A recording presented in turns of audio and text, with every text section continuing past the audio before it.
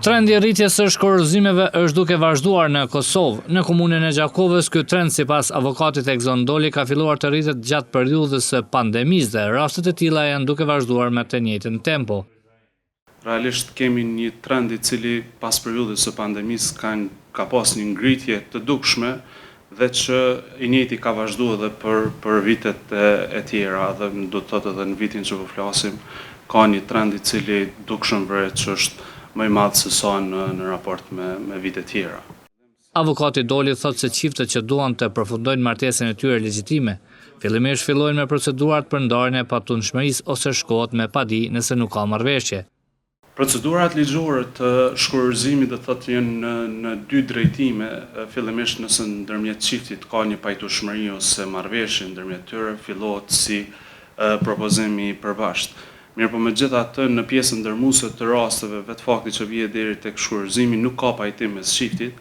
andaj edhe në këtë rast fillohet procedura me padi pranë gjykatës kompetente, pavarësisht se ku është lidh martesa dhe ku është vendbanimi i palëve. Pasojat të cilat krijohen prej procedurës së shkurorzimit, do thotë pasi që të nxirret vendimi final i gjykatës për shkurorzim, do thotë janë në disa drejtime, në kuptimin e besimit të fëmijëve, në kuptimin e pasurisë së përbashkët, eventualisht nëse kanë kriju bashkëshort, dhe efektet e tjera të cilat do të thotë shtrihen në periudhën pasuese, siç janë do të thotë edhe të dhënat personale si mbiemri i bashkëshortëve. Tradhtia martësore dhe gjendja ekonomike janë dy nga faktorët kryet që dërgojnë një çift në prishjen e martesës. Shkaqet janë nga më të ndryshmet, mirë po ndër shkaqet kryesore e cila ka determinu pjesën ndërmuese të shkurorzimeve në vitet e fundit ka qenë do të thotë mungesa besnikërisë bashkëshortore apo tradhtia në zhargonin popullor, do të thotë është si shkaku ndër më kryesorët, edhe pse çiftet në shpesh raste hezitojnë ta deklarojnë, megjithatë gjatë procedurës sikur edhe shfaqet e njëjta arsye si shkak i shkurorzimit.